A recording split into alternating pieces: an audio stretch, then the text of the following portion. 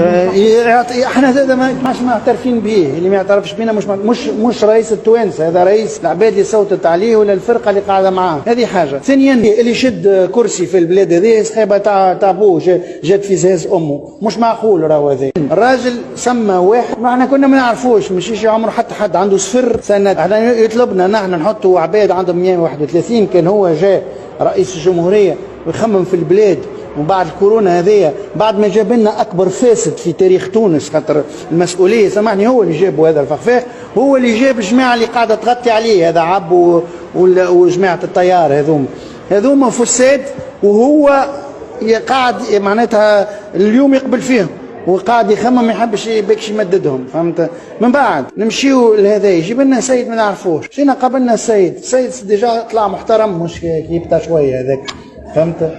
بدينا نحكيو معاه، بعد شهر تو ندم عليه، عيطوا الغنوشي ويبعثوا لنا لنا قلنا بلي نطيحوه ونرجعوا حكومه الفخفاخ، اما بلاش الفخفاخ نبدلوا الفخفاخ بواحد اخر.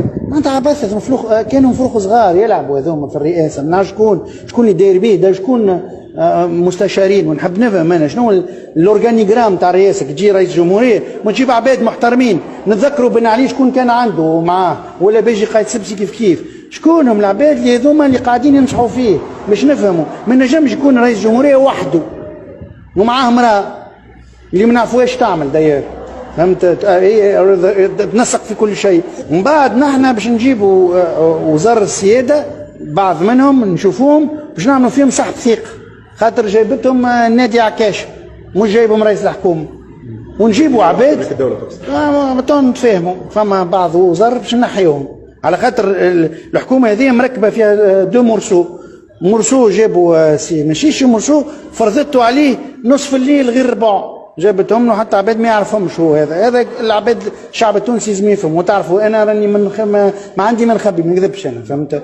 وهذا مش معقول. اللي عنده شهوه يدنيها في عشاه، مش يدنيها في عشاء التوانسه الكل، فهمت؟ ونحن رانا مش سيدي تاتا، مش سبابه الماء على اليدين، احنا عباد محترمين، عندنا نفس الشرعيه كان مش اكثر تاع البرلمان، وعندنا توا 120 ائتلاف هذايا باش نقعدوا نخدموا به، باش نوقفوا البلاد على ساقيها، وباش نتو ندزوا الحكومه هذه، باش الراجل نعاونوه باش نجم يواجه.